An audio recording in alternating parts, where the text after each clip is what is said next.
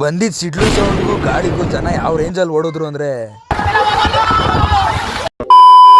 ಜಾತ್ರೆ final day ಆಗಿರೋದ್ರಿಂದ ನಾನು ಮತ್ತೆ ನಮ್ಮ ಫ್ರೆಂಡ್ ಜಾತ್ರೆ ಏನ್ ನೋಡೋಣ ಅಂತ ಬಂದಿದ್ವಿ. ಫೈನಲ್ ಡೇ ಆಗಿರೋದ್ರಿಂದ ರಥೋತ್ಸವ ಎಲ್ಲ ಮಾಡ್ತಾ ಇದ್ರು, ಜೊತೆಗೆ ದೇವ್ರ ಕುಣಿತ ಎಲ್ಲ ಮಾಡಿಸ್ತಾ ಇದ್ರು. ಬನ್ನಿ ನಾವು ನೋಡ್ಕೊ ಬರೋದ.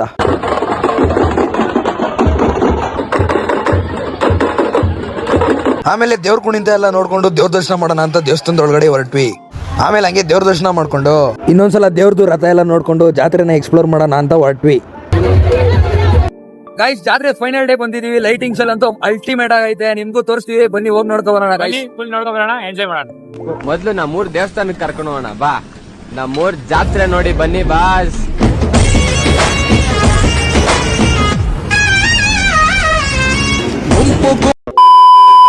ಜಾತ್ರೆ ಎಲ್ಲ ನೋಡಿದ್ಮೇಲೆ ಹಂಗೆ ಕಬ್ನಲ್ಲಿ ಕುಡ್ಕೊಂಡು ನಾವು ಜಾಯಿಂಟ್ ವೀಲ್ ಆಡೋಣ ಅಂತ ಅನ್ಕೊಂಡ್ವಿ. ಆದ್ರೆ ಅಲ್ಲಿರೋ ಜನ ನೋಡ್ಬಿಟ್ಟು ಇವತ್ತೆಲ್ಲ ಆದ್ರೂ ಆಗಲ್ಲ ಅನ್ಬಿಟ್ಟು ಮಳೆ ಬರೋ ತರ ಬೇರೆ ಇತ್ತು. ಇನ್ನೊಂದ್ ಸ್ವಲ್ಪ ಜಾತ್ರೆ ಎಲ್ಲ ತಿರ್ಗಾಡ್ಕೊಂಡು ಮನೆಗೆ ಹೋಗೋಣ ಅನ್ಕೊಂಡಿದ್ವಿ. ನಾವ್ ಅನ್ಕೊಂಡಿದ್ದೆ ತಡ, ಜೋರಾಗಿ ಗಾಳಿ ಸಿಡ್ಲೆಲ್ಲ ಸ್ಟಾರ್ಟ್ ಆಗ್ಬಿಡದ. ಆ ಸೌಂಡ್ಗೆ ಬಂದಿ ಜನ ಎಲ್ಲ ಎದ್ನೋ ಬಿದ್ನೋ ಅಂತ ಓಡೋಗ್.